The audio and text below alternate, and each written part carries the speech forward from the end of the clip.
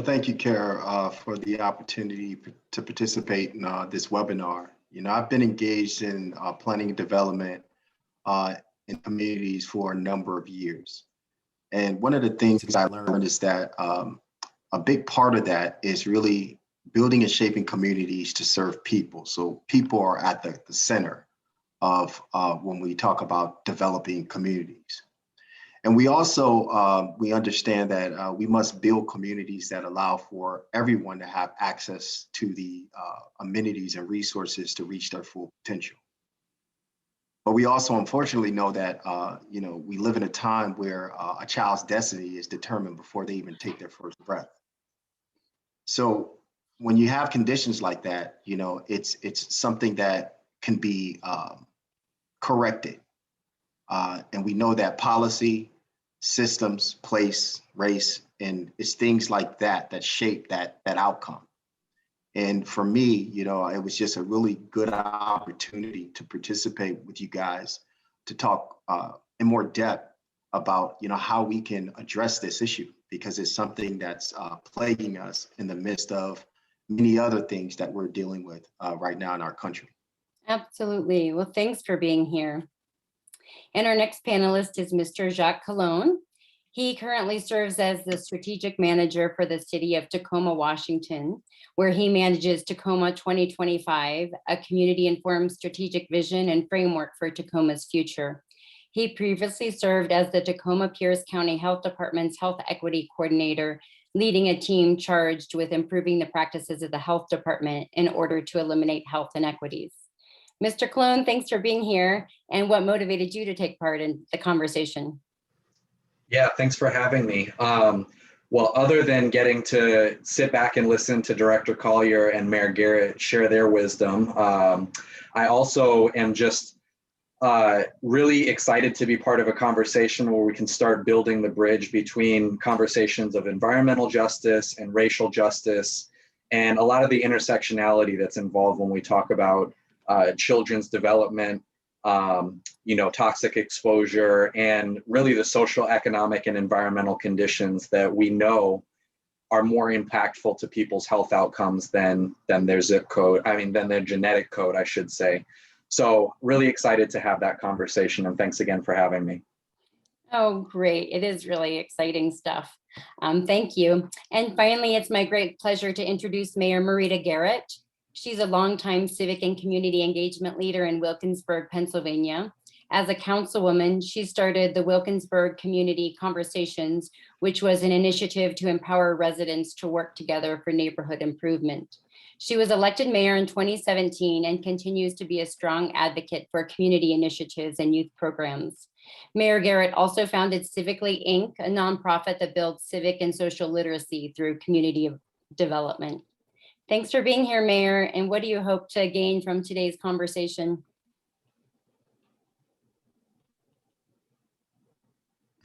There I go. Thank you again, Kyra, for having me. And again, it's a pleasure to sit on a panel with such esteemed guests as Jacques and Director Collier. And really what I love about these conversations is that the information that it provides, and it allows me a chance to bring back to my community and kind of looking at, where maybe some best practices, where are some implementations that we can extract from, some of the ideas and dialogue that come up. And then furthermore, presenting also opportunities for collaboration. We know obviously there's strength in numbers. So Cleveland's not too far away from here. Thankfully everything's Zoom. So Tacoma is not that really far away from here. So if there's any ways that we can collaborate, and even for the attendees that are listening, this is what makes these conversations so rich. So I'm really excited to be a part of it and for everyone else to hear as well too. Well, that's wonderful. Collaboration is really powerful. So let's start. Our first question today is, what partnerships can be leveraged in a city to promote integrated planning that also includes attention to neurotoxic exposure reductions? And Mayor, could we begin with you, please? Absolutely. So actually kind of building on the theme of collaboration. So one of the things that, in my role as mayor of Wilkinsburg is, overseeing or being really the most public visible advocate for my community. But my other hat is the president and founder of Civically Inc. And as you shared, we are a nonprofit where we focus on the community as a whole. So when we're looking at community economic development, but we're also making sure we're addressing the community's basic needs. And part of that need is also equitable access to food and healthy nutrition. And so finding partners, because, not only one person can do it all, but finding those partners who have, some of the direct connections to the people impacted or, maybe more subject matter experts in those work. So one of our partnerships with Civically and within the borough of Wilkinsburg is with Healthy Start, and a organization here. I think I see a couple people there on there or on the attendees list, but what Wilkinsburg in partnership with them, I worked to help us become a baby zone, or we became a healthy baby zone designation. So basically, allowing, or not really allowing, but having that focus where, okay, working together to address, the address and identify and understand the structural inequities that are disadvantaging Wilkinsburg residents. And through this Healthy Baby Zone in Wilkinsburg, we build strategic partnerships that not only service Wilkinsburg, but the region overall. And, one of the things that's a direct indicator or direct cause to infant mortality and, some of our environmental infrastructure is institutional and systemic racism. So again, trying to remove some of those inequities that have plagued us and provided obstacles for us. So for one example of this is that Wilkinsburg, we are actually a food desert. We're only 2.2 square miles, but we have about 5 to 6 fast food restaurants: Eddie Corner, Wendy's, McDonald's, KFC, etc. Grocery store, really don't have one. The one that we have, the prices are high and the quality doesn't match that. So for me who drives, I can go to a neighboring community, go to the Aldi's, getting that quality and quantity, but not everyone, again, looking at infrastructure, looking at transportation. So one of the things that we've partnered on, Civically leads the Wilkinsburg Fresh Markets. So we partner with the Healthy Baby Zone, led by Healthy Start, in addition to the American Heart Association and a local produce here, where twice a month we do fresh markets where we give out free fresh produce to anyone, residents, because if anything's taught us about, or 2020 has taught us about anything, we're all one paycheck away from something else, or we don't know where our next aid or, sustenance is coming from. So really this is for all. This is for, we get enough to serve 250 families, but this is for everyone. We want to get rid of that stigma that, oh, you know what, I work, I don't need, no, as we know, there's not a living wage right now. So removing those obstacles where it's like, okay, hey, come down, see us. We don't ask for any ID because that's an obstacle in itself, right? We're so concerned about tracking and, oh, will this mess up this benefit if I get this? We eliminate all that. Literally just come as you are, get a box, and the box within itself is about $80 worth of produce. And, there's a reason why we have so many fast food restaurants here. The 4 for $4 compared to $80, you're going to go for the 4 for $4. So again, part of addressing and combating some of these systemic inequities is removing those barriers and access, which are much more easily and maximized when you have collaborations as such. And that's why partnerships are just so key in all of this, because you really need all entities to move this needle forward as we're talking about racial justice, and especially babies and toddler and family development. Thank you, Mayor. And Mr. Colon, can you share your insights about partnerships that you see being leveraged? Yeah, so the gift and the curse of this issue is that it is so intersectional, right? Which requires partnerships that are both deep and wide, and bringing partners in that are maybe not who you would think of is really crucial when you talk about issues that are this kind of expansive and deeply rooted in multiple systems. So I guess the summary of what I'm thinking is that, there's governmental partners that you should really be aware of in thinking through this. And so a couple that I'll just call out are the health department, who is thinking about these issues. Your other city departments, like Director Collier's department, for example, when we think about how zoning and planning affect the siting of different residential areas or the materials that can be used in the building of different sites. And then, maybe walking down the hallway in City Hall to the housing division and thinking about how are we prioritizing programs that we have, like single family rehab, that could be working on families that have, increased exposure or risk to exposure, would be a really positive partnership to think through. On the non-governmental side, or I should mention on the governmental side as well, you have school districts. And school districts can both be a source of potential exposure that you need to think through in partnership, but also a source for the wisdom of the families that are experiencing that exposure. So how you can partner with them in multiple ways. And then finally, just the whole ecosystem of nonprofits, whether it's, First Five Fundamentals or the United Way or Head Start, there are all these folks that are working in the same area, maybe with slightly different, goals or slightly different angles, but you, again, are all working on the same intersectional issues. So I think looking at that breadth of partnership is really important as we're looking at this issue. Thank you, Mr. Colon. And Director Collier, can you comment on integrated planning strategies?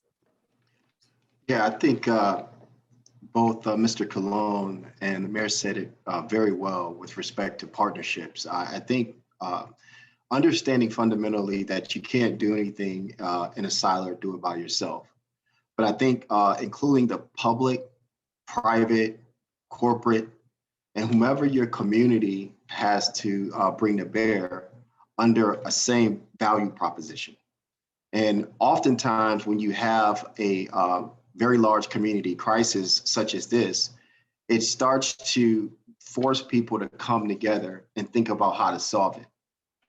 And I know in Cleveland, with respect to one example, which is the Healthy Homes Initiative, and we know that issues of lead paint, particularly in legacy cities like Cleveland, where you have older housing stock, issues like that contribute to early rates of child infant mortality, and trying to address it from multiple angles can be challenging, to Mr. Colon's point. So with respect to the Healthy Homes effort, for example, it's a combination of our housing division, our law department, our public health division, and multiple city departments, as well as outside organizations, all looking at improving the conditions on the ground in place in community. And one of the things that has to happen with respect to that type and depth of collaboration is, really people beginning to speak the same language and understand the magnitude, of the problem and how they have traditionally contributed to that problem.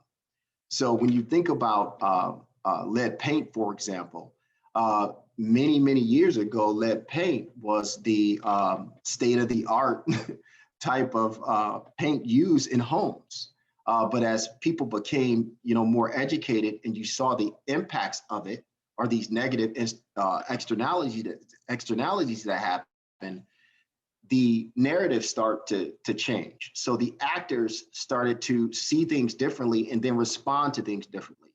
We were at one point considering going after paint companies who actually contribute to providing lead paint in a lawsuit. So it got really serious, and when we start to think about these solutions, we have to be in a place of really gifting and not thinking about it through the lens of how can my organization, benefit, or how can we look like we are ahead of everyone else. It has to be a sacrificial, prospect when you're trying to solve issues like this that are extremely complex, especially when you're dealing with these negative health outcomes, particularly with, child infant mortality.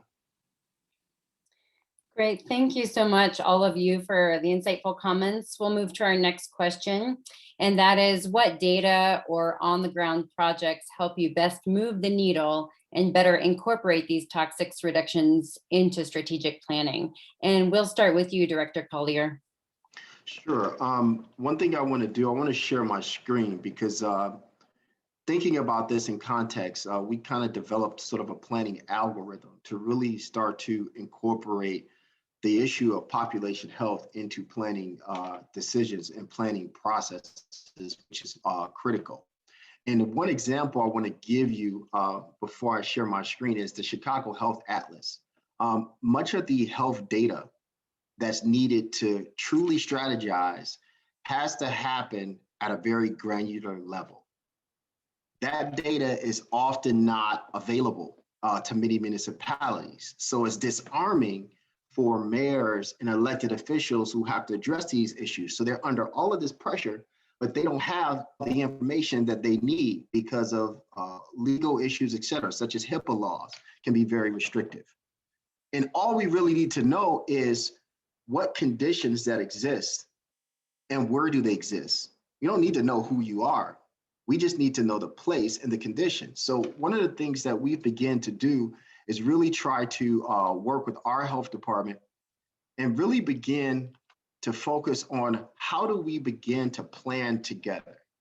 What is our approach to how we think about bringing everyone to bear under the same sort of thought process? I talked a little bit about how we can begin to collaborate and kind of take ourselves out of the equation and really start to look to the process first. So this algorithm we developed really started to put population health on the front end of decision making. So I'm going to just kind of walk through this really quickly. So just say if the issue is obesity, it can be any health outcome depending on that community. So step one will be to identify and understand that health condition where it exists. And this is why that data is so important. Once you begin to understand the issue and where it exists, you then have to do the analysis to understand what those root causes are. And those root causes could be different depending on the place. So you may have to understand the social conditions, environmental conditions, or the economic conditions. But all of those social determinants of health that undergird that outcome are critical to understand, and they're very different. And Mr. Colon alluded to the social determinants of health in his comments. Step three is really to identify what is the appropriate intervention, but that intervention has to be guided by community level input. You can't do that in a vacuum. So it's very important to understand that component. And then step four is really going back to the partnerships. How do you identify that agencies, organizations, individuals, groups to facilitate the implementation of that particular intervention? And the last and the most challenging part of this algorithm is measurement, because I'm sure Mr. Colon, I'm sure Mayor, she always gets the, I want this to happen in my lifetime, although it took you forever to get to the point that you're at. And I think that is one of the biggest challenges that we have, where people want very quick solutions to very systemic, deep-seated problems. And it doesn't happen that way. So figuring out what is that measurement for your community? What is that measurement for your neighborhood? And then the other thing that I do want to emphasize that is really not emphasized enough is the fact that community dialogue is not just something that happens during a process. We had 3 public forums and we had 2 community meetings and we did a community survey. That's not the point. Community engagement and exchange has to happen consistently, even after the process is ended. It has to be a relationship building thing where people are always dialoguing, people are always exchanging, and it never ends. It should never stop, right? So that connection to the folks and to the community always have to be made. And I always say, you have head people and you have heart people. Head people are people who don't believe it unless the data tells you. And there's merit to that. But you also have heart people where you don't need the data to see what's going on. And it's obvious to most of the people that we service in our constituencies that this is their lived experiences. And these challenges are very up close and personal to them. So you have to be both quantitative and qualitative when you're having these conversations. You can't be one dimensional. You have to be able to flex. Absolutely. Mr. Cologne, can you build upon that and talk about other maybe examples that help move the needle to incorporate toxics reduction into planning? Sure. So yeah, just piggybacking off of what Director Collier said, the data that's most influential to being able to plan around these things is the most granular data you can get. So just as an example, a lot of the data that we see, that people on this call probably see, is at the zip code level. And unfortunately, zip code level data tells you very, very little about how neighborhoods operate, about how block groups operate, which is really where you start to see the accumulation of those conditions that then lead to the health outcomes that you see. So I think there's this constant battle that we have of trying to figure out how granular can you get the data. And I did want to share a tool that we've been using at the City of Tacoma out here in Washington called the Equity Index. So I'm gonna share my screen and put the Equity Index up. And if you have our faces up on the screen, I would invite you to either move them to the bottom or the top of the screen. But what you see here is an opportunity map of the City of Tacoma, and we call this opportunity map the Equity Index. And this is actually a composite of 24 different indicators across these different areas that you see over here on the top right of livability, accessibility, economy, education, and environmental health. And the key thing that I will point out about the map itself is, number one, these are census tracts, they're not zip codes. So in one zip code that I can see here on the very east side of the county, there's probably 15 different census tracts that make up one zip code. So you're already getting to a much better level of granularity for making these kind of decisions. The second thing is that this is a little bit different than some of the equity mapping that you may have seen in the past, where you'll have darker colors representing worse outcomes and lighter colors representing better outcomes. This is actually the inverse, where darker colors represent more opportunity and lighter colors represent less opportunity. So in the current view, you're looking at all of the indicators layered on top of each other. But what you can do is you can go up here, for example, to environmental health and click on environmental health, and you'll see citywide what the exposure risks look like from state sources. So for those of you that are data nerds, these are sources coming from the Census Bureau, the American Community Survey.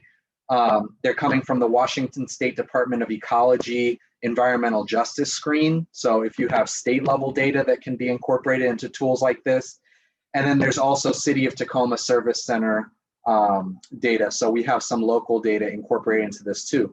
But you can see here, it shows you diesel emissions, it shows you heavy traffic roadways in terms of the number of people in proximity, and it shows you toxic risk. And so the last thing that I want to show you before I kick it back to the mayor for her answer is that you can actually draw where it is that you're looking at. So if I wanted to just look at this area right here on the east side of Tacoma, I can draw that line, and it will take just those census tracts that I drew over, and it will give you a new score for these indicators. And right now I'm just looking at environmental health, and you can see here, this has a very low score for environmental health, higher toxic risk, higher diesel emissions, higher heavy traffic roadways. So this might be an area that in our planning, we would use this data and work with our partners with this data to say, what can we do here that would address the issue? How can we work with the community to better understand the specifics around what's going on in this community and why that's leading to the risk and the outcomes that we're seeing? So if anybody is interested in seeing that in more detail or learning more, you can just type in Tacoma Equity Index into your browser, and it's fully public, so you can go and play around with that and see the different data sets, different geographies, And that might be a useful tool for you all in figuring out how can we both gather and communicate the data in a way that allows us to partner effectively to move towards. Oh, great, Mr. Cohen. Thank you for sharing like such a practical and encompassing tool with us. And it kind of does dovetail into our next question about what strategies that you've used to collaboratively involve community members and not just the data in planning for these better health outcomes. And so Mayor, I'll invite you to share your comments if you'd like to also share any thoughts that you have on projects that help you move the needle. Incorporating toxics reduction, that's fine too, but also how do we authentically and equitably include those voices of community in these planning decisions? Yeah, I just love that equity index, and that kind of leads to what I'm going to say kind of about the geographical range within here in Allegheny County. But one thing I did want to note that Director Collier had stated was about consistent community engagement, because to me, so you do have the data, but that's also what truly assesses the needs. So when I'm out at our different programs or events and actually talking to our residents, talking to community members, other stakeholders, that's where I actually gather most of my information in here. You know what, so-and-so was saying that, because they couldn't make it over to this food pantry, that delayed them a week in this, or, they wish they had more access, or there should be a bus stop on that. That's actually what a lot of times shapes, kind of my thinking for my community, which allows me then to, create and implement programs based off of what I'm directly hearing. And the data, when data is used right, just as it is in that equity index, it can be a social justice tool, right? But having that direct information from the community members, that is so key. So to that point, these one-offs like, well, we had a public forum, we do not need another study or report. We just need people to, actually invest in the work. But to that point, what I would love to see here in the question of, is there one place or a clearinghouse that provides information or has best suited practices and policies for how to address the neurotoxins in our environment, or really clearly preventing it. Unfortunately for Allegheny County, we don't. We do have a county health department which has been very amazing in leading some initiatives. But one thing that's unique about our county is that we are a county of 130 municipalities. So, a lot of people just think, oh, Pittsburgh, but Pittsburgh is one of 129 other municipalities. So Wilkinsburg, we neighbor the city of Pittsburgh, and thankfully our proximity gives us some amenities, but we don't have the same structure as like a city of Pittsburgh does. And you also have some townships or boroughs or municipalities that may only have 500 people. So 500 people compared to Wilkinsburg, 16,000 people, compared to the city's 350,000 people. Unfortunately, there is no level playing field, which also adds into a lot of the inequities we see within our region, because this group, this larger city may be able to be more eligible for some funding or investment, or you have some communities that are just affluent based off of their socioeconomic status. So again, there's this different level playing field, and the county does their best to try to, have these initiatives where you can apply it across. But 130 municipalities, that's just really, really hard. So what I would like to see, more of, pertaining to some of these equity indexes and what we need to do is maybe look at it regionally. Maybe like, okay, this may work for Southern Allegheny, or this may work for Eastern Allegheny, but we have to, within our region, we have to get real that there's no one size fits all. Then that's also to the detriment of why we each have our unique different issues. There's some boroughs who are right on the river. So, flooding, things like that affect their infrastructure are different than, communities like Wilkinsburg, where we do have an older housing stock. And we are landlocked. We're not near, you know, a body or a body of water, and, you know, all of those things. And, you know, we have a lower SCS, and we have high infant mortality rate because of the pollution from where we're at. So looking at all of those things, it's really important that, you know, we in a way need our own index and can't be so based on the county, and or within our county, we may have to get real about more consolidation, you know, taking partnership to the next level and just really looking about sustainability. You know, sustainability is another component of equity. I think, Mr. Colon, you really hit it, where these issues are so intersectional. So when we're talking about all of these different things, even just something as simple as how many municipalities we have, that's an injustice to ourselves, because we're never all going to, you know, be level on that playing field. So to that point, that's one of the things that I'm an advocate of, is looking at merging, because if it's really about the community members, if it's really about the people, we can't just look like, okay, what's good in the next 6 months? I'm looking at what's the best for the next 10, 15, 20 years for Wilkinsburg, so that when we can have an equity index, that it's not just like, oh, well, that was only for that municipality, that doesn't apply for us. It should apply for all. Thanks so much for all those thought-provoking questions and real, you know, real issues that everybody's facing.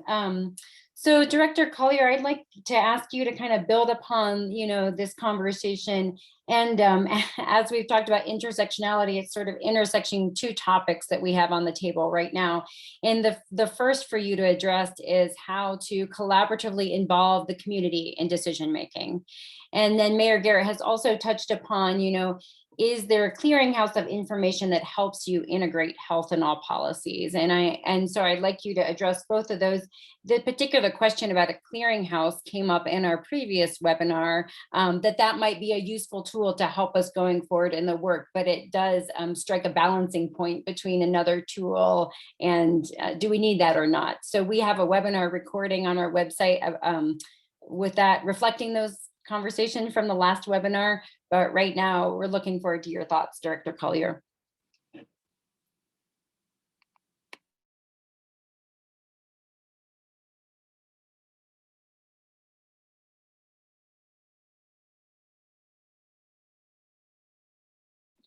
I think you're muted, Director Collier.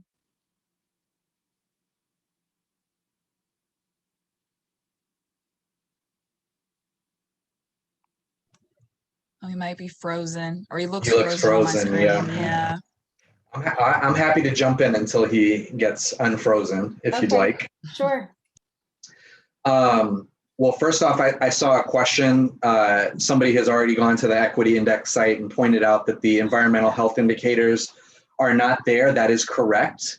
We actually just went through a process the past couple of months of updating that information to include those environmental health indicators.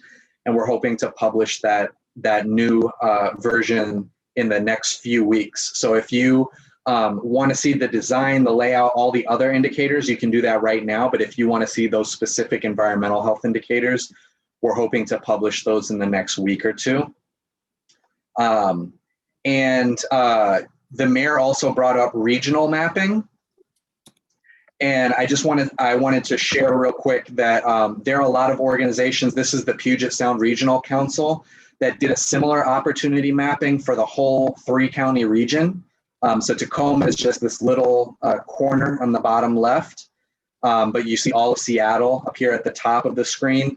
And this is useful for some of that regional planning, but not as much for looking at, you know, that level of granularity that we're talking about for individual municipalities or jurisdictions.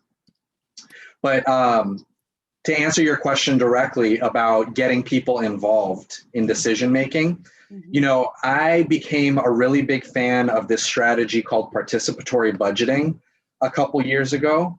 And for those of you that are not familiar with it, it's the idea that the people that are closest to the problems should also be the ones closest to the solutions.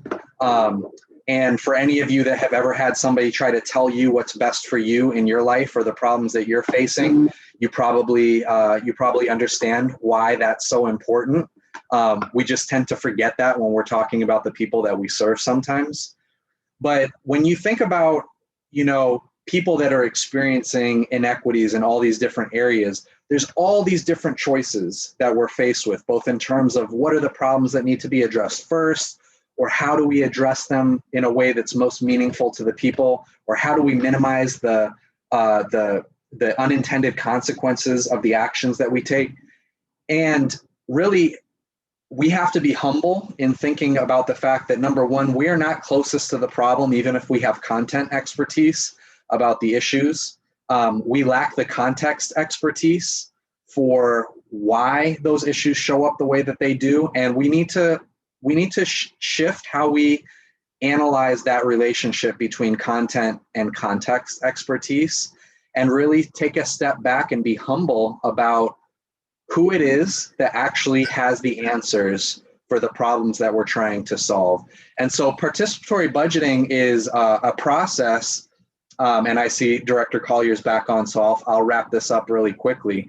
But participatory budgeting is a process where you bring the community that is most impacted by the issue together, and then you have them actually brainstorm ideas for how to solve those problems. And together you co-create proposals around what that would look like to actually solve the problem in that way. And here's the key thing, because we already do that sometimes in terms of consulting with the community or helping understand what it is that they see as the solutions. But then you actually take those proposals that you have co-created and you vote, not you, the community. They vote on which of those proposals they would like to fund and actually move forward with. And then your job is to help just navigate this process, offer the support that's needed for them to make it through that, and to follow through and fund those proposals that they voted on and said that they prioritize for helping their community address those problems.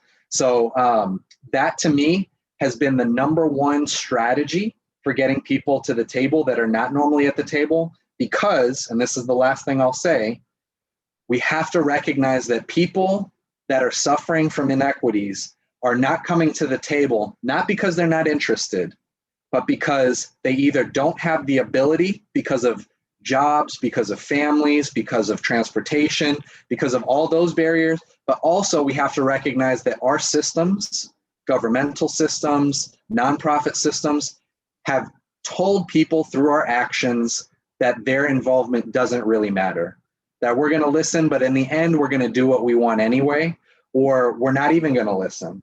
And that has been a message that has been reinforced over and over and over with these communities, especially communities of color, especially low-income communities. So if we want to change that, we actually have to put our money where our mouth is. We actually have to take actions that show a different path in a very meaningful way, because telling people you should trust us, we want to listen to you, we want to co-create, all of that is great, but it's just not going to get us over the hump of what is oftentimes generations of messaging around your voice is not as important as mine as the content expert. Mr. Clone, thank you for lifting up that important point and sharing the practical tool of participatory budgeting to help work forward. And Director, glad that you could join back. Good to see you. If you'd like to build upon that and also share your thoughts on if we have a clearinghouse available to help with the issues that everybody's been talking about. Yes, I'm sorry, my computer crashed on me. It's amazing, but that's okay. There's two things that you had mentioned, collaboration and also the clearinghouse. I want to just touch a bit on the collaboration piece. One of the things about collaboration, and I'll give you just an example here locally, is that, this cross-sector dialogue, one thing that we have to all make sure that we do is begin the process of speaking the same language around these issues. So we often have to educate ourselves about how we're speaking and talking about an issue. And with collaboration, I think that it has to be something where people are willing to step outside themselves. Mr. Cologne alluded to, sometimes the subject matter experts being the ones who bring a certain, I think, attitude to the conversation as we know best. I think it takes a certain level of humility to be able to collaborate in a way that's really going to help address some of the problems that we're talking about. And then the other thing with respect to that collaboration is really understanding that you have to be able to understand how your organization or how you as an individual group impact a certain problem and at what level. It's one thing to be collaborative, but it's another thing to really understand how your sector, your discipline, your expertise actually fits into impacting a particular problem. And I think that's where coming around the table really matters. And it's not just collaboration, it's more about coordination and getting into the point where you have a coordinated effort. And with respect to a clearinghouse would be ideal. And what we're seeing right now is that many cities, have data repositories that they're developing. And the biggest fear, though, particularly of local governments, I think, is the fear of open data. Open data has always been a fear of local government, and I'll just give you my personal opinion why. I think that with open data comes exposure, and many individuals don't want certain information out because of concerns about the political weight, political backlash that could happen as a result of the public knowing. Yet, we talk about transparency. So I think when you talk about a clearinghouse, I think that you have to have a government or municipality or agencies that is really open and transparent and have a willingness to be able to enlist and go to work with the community rather than being protective over information, but sharing that information so that the community can be knowledgeable and to help to develop solutions around it. Great, thank you so much. As we are kind of moving towards the end of our webinar, we have about 15 minutes left. We have one more question, and I'd like to embed in that question something that our audience has asked. As city leaders, if you could each share what neurotoxins and neurotoxic exposures are most important to you, or do you hear that comes up in your conversations with community? So that's the first part. And then just sharing what actions could be incorporated into existing planning to protect the brain development of babies and toddlers. And let's go ahead and start with you, Mayor, please. Yeah, so two big things is definitely the lead, again, going back to our old and aging housing stock. And additionally, pollution. Pittsburgh and this region, Allegheny County, used to be, but we're still called the Steel City, but at one time had steel mills all about, and there's still active steel mills in Clairton and Braddock, which are really only about 10-15 minutes away from Wilkinsburg, and definitely contributes to the high infant mortality rates that we have in this county. So one of the things, best ways to kind of, I guess, collaborate and coordinate to try to prevent this is, again, continuing to combat food and the nutritional insecurity here. And I like what Lisa from Minneapolis said, actually, in the comments. We have to stop using children as lead detectors. So getting to the preventative measures, not waiting till we see the symptoms in our children and our babies, but recognizing, hey, we have an aging housing stock. Probably 90% there's lead in here. So part of our partnership with being a part of the Healthy Baby Zones is that they have lead safe kits that they've been giving to many different families for free.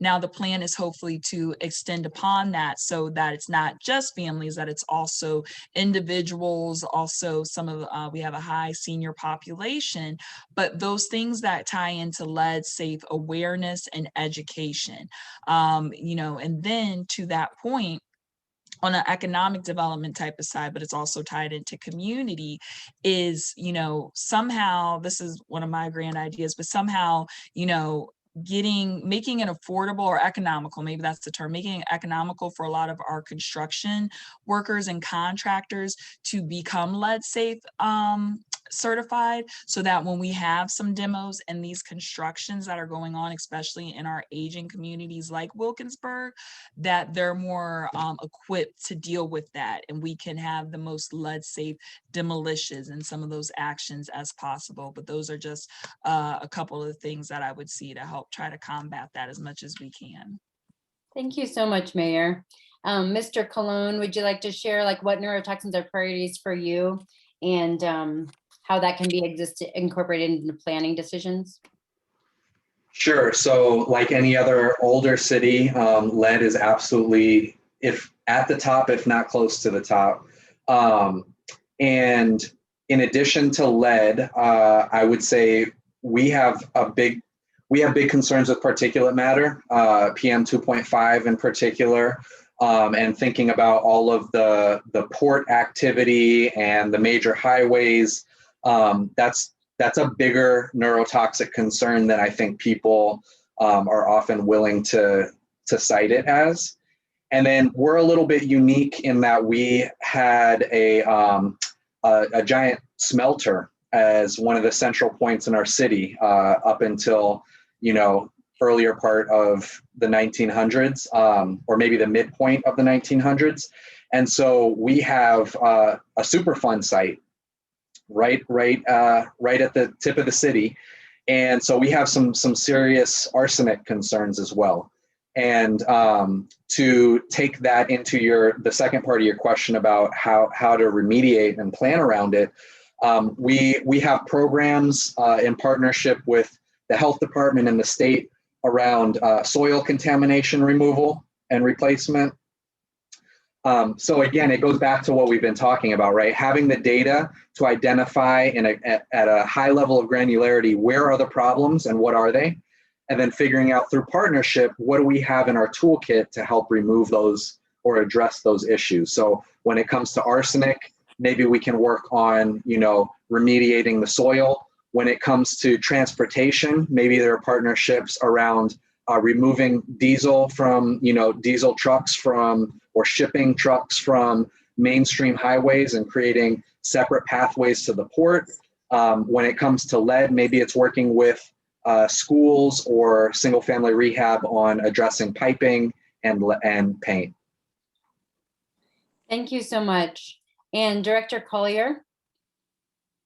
Yeah, I know I sound like a broken record, but lead is that issue, for legacy cities like ours. And the scale in which lead has impacted legacy cities is tremendous.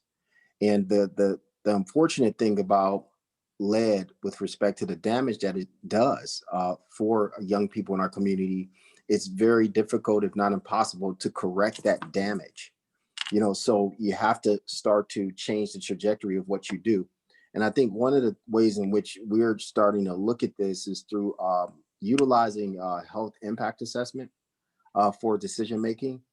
We've done 2 health impact assessments here locally, one on urban agriculture, and another one surrounding violence in the community. So looking at that methodology as a way to really start to rethink and bring in that health and all policy lens to the decision-making process. And I think, by rethinking how we make decisions and kind of making it human-centered first, I think that really starts to, help us to change course and to be more responsible and head off things on the front end, with respect to addressing, that issue of lead. It's just a tremendous weight. Well, thank you all for those insights, and to our members of the audience for your questions. Before we answer any other questions, if you want to type those in, I just wanted to invite each panelist to share a pearl that can really help move the work forward for all of us. And so I'd like to ask Mayor Garrett to start and to share one pearl with today's audience. Yes, and I kind of alluded to this, and I really did think about this, but it really came back to let's get real about actually doing the work. We do not need to wait on any more reports or studies. We know what it is.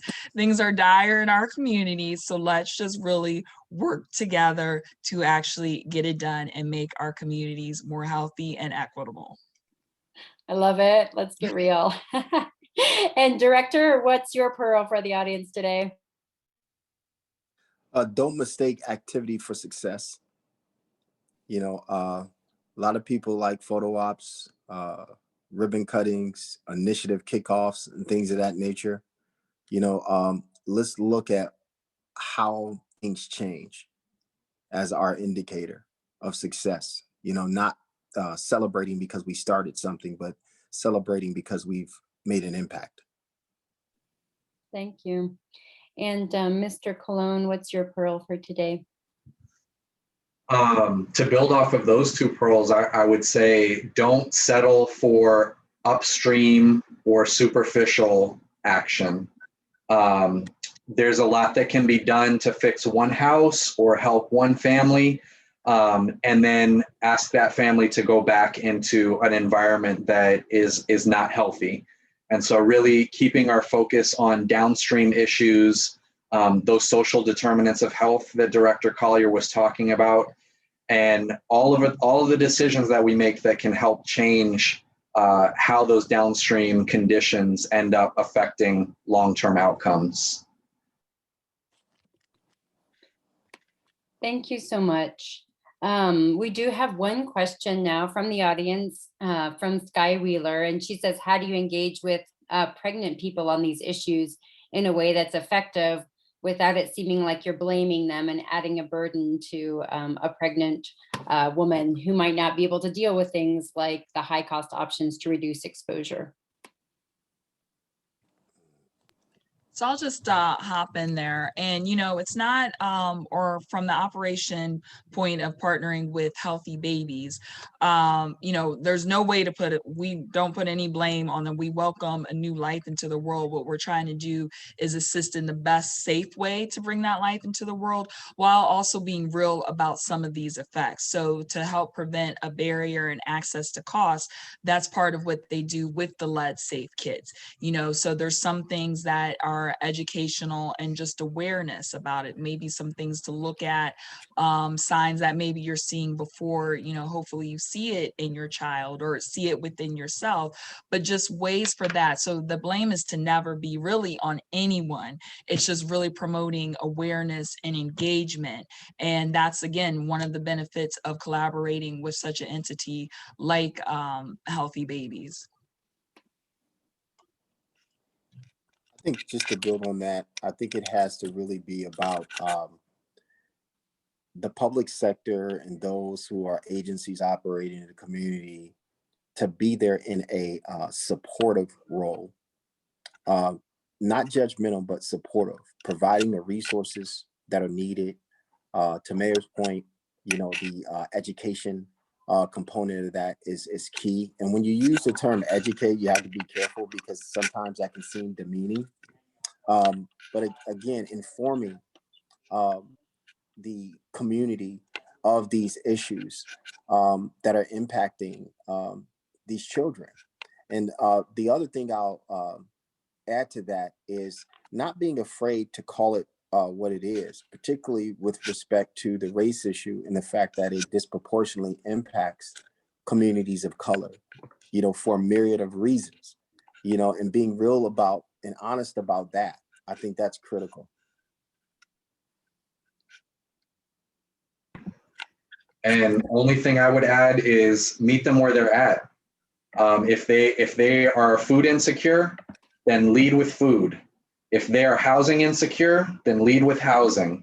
And you will find that is the easiest pathway to earning their trust and getting them in a position where they can work with you and partner with you in new and different ways. Okay, well, thank you so much for all this insightful discussion, and I look forward to continuing it. And for anybody that wants to really try to get real about some of the things we've talked about today, please do consider applying for a grant, and we'd all like to move forward together collaboratively. So thank you very much. Thank you, everyone. Thank you. Thank you. Stay safe. Look forward to working with you all. You guys are great. Thank you. Sorry about my computer, guys. Nope. You recovered beautifully. You did. Thanks to Mr. Cologne for pitch hitting. I appreciate that, brother. You did great. All right. Thanks, everybody. Thank Bye. you. Bye-bye. Take care.